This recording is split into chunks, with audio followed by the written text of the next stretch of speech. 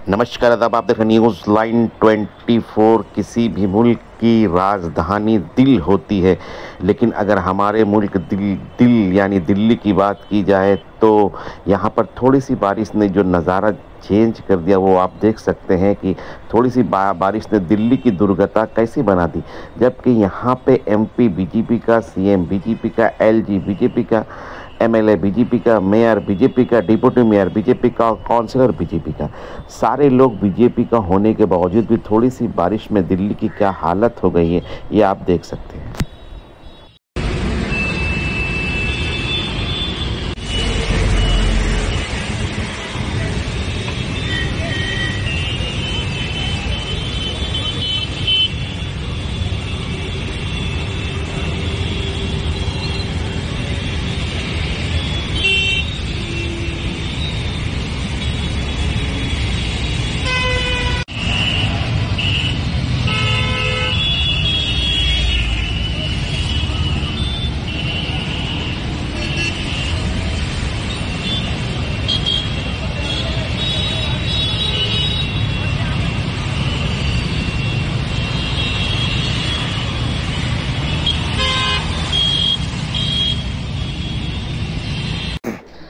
BJP सरकार की अगर बात की जाए तो इस सरकार की सबसे अच्छी खूबी ये है कि इस सरकार में किसी भी किस्म का अकाउंटेबिलिटी नहीं है। कोई भी घटना घट जाए, कुछ भी हो जाए, लेकिन आपको ना रिज़ाइन देना पड़ेगा और ना ही आपको किसी का जवाब देना पड़ेगा। हालिया दिनों में जम्मू कश्मीर में जो घटना घटी, इसको लेकर अभिषेक बनर्जी ने बीजेपी हुकूमत से 5 सवाल किया। आइए देखते हैं वो सवाल उनका क्या है। নমস্কার। আজকে প্রায় ৫৫-৫৬ দিন অতিক্রান্ত হয়ে গেছে পেহেলগামের ঘটনার পরে। ২৬টি তরতাজা ভারতীয় প্রাণ যারা চলে গেছে, যাদের অকালে প্রয়াণ হয়েছে, সেই ক্ষত কিন্তু এখনো মিলিয়ে যায়নি। আমাদের সর্বভারতীয় সাধারণ সম্পাদক এবং মাননীয় সাংসদ শ্রী অভিষেক ব্যানার্জি কয়েকটি অত্যন্ত গুরুত্বপূর্ণ এবং পার্টিনেন্ট কোয়েশ্চেন উত্থাপন করেছেন, and we seek accountability from the home minister and the prime minister of this country. প্রথমত, 4 জন জঙ্গি ভারতে অনুপ্রবেশ করে, বর্ডার লঙ্ঘন করে, ভারতে দিনের পর দিন বসে একটি কনস্পিরেসি করে 26 জন ভারতীয়র হত্যালীলা চালিয়ে গেল। আমরা কিছু জানতে পারলাম না, কারোর কাছে কোনো খবর নেই না। আমাদেরকে মেনে নিতে হবে যে এটা একটা বিশাল ইন্টেলিজেন্স ফেলিয়ার এবং সিকিউরিটি ল্যাপস। যে 4 জন আজকে এলো, যে জঙ্গি, তাদেরকে কি আদৌ শনাক্ত করা গেল? তাদেরকে ধরার জন্য কি কি করা হলো? কি কি মেজার্স নেওয়া হলো?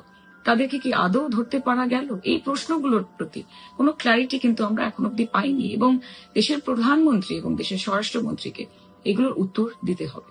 আজকে যে আইবি চিফ, যার দায়িত্বে থাকাকালীন এরকম একটি ব্যাপক দুর্ঘটনা ঘটলো, তার কাছে না কোনো রকমের উত্তর চাওয়া হলো, না কোনো এক্সপ্লেনেশন চাওয়া হলো, না কোনো কৈফিয়ত চাওয়া হলো। উল্টে 1 বছর তার কাজের মেয়াদ বাড়িয়ে দেওয়া হলো, অর্থাৎ তাকে পুরস্কৃত করা হলো।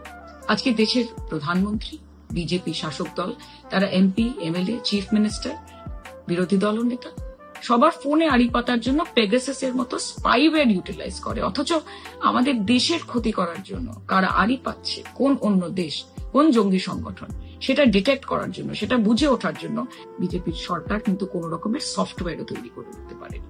এটাও আমাদের কাছে অত্যন্ত লজ্জার। আজকে যারা নিজেদেরকে স্বঘোষিত বিশ্ববন্ধু, বিশ্বগুরু বলেন, আমরা জানতে চাই যে যেই 33টি দেশের কাছে ভারত ছুটে গেছিল সহযোগিতা আশা করে, প্রত্যাশা করে, প্রত্যক্ষভাবে বা পরোক্ষভাবে কটা দেশ ভারতের পাশে দাঁড়িয়েছে? শুধু মুখে বললে হয় না, কাজে প্রমাণিত করতে হয়। উল্টো দিকে আমরা দেখলাম এরকম নিকৃষ্ট মানের ঘটনা ঘটানোর পরেও পাকিস্তান কিন্তু ওয়ার্ল্ড ব্যাংক এবং আইএমএফ এর কাছ থেকে 1 বিলিয়ন এবং 40 বিলিয়ন লোন স্যাংশন পেল। কি হিসেবে?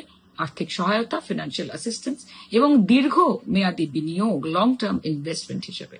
কাজে প্রশ্ন আমাদের মনে অনেক, কিন্তু উত্তর দিতে বিজেপির সরকার ব্যর্থ। আজকে এক্সটার্নাল অ্যাফেয়ার্স মিনিস্ট্রির পেছনে বিগত 10 বছরে 2 লক্ষ কোটি টাকা খরচা করা হয়েছে।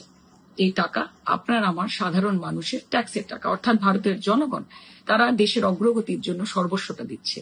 কিন্তু যারা দেশের চৌকিদার, তারা কি দেশকে সুরক্ষিত রাখতে পারছে?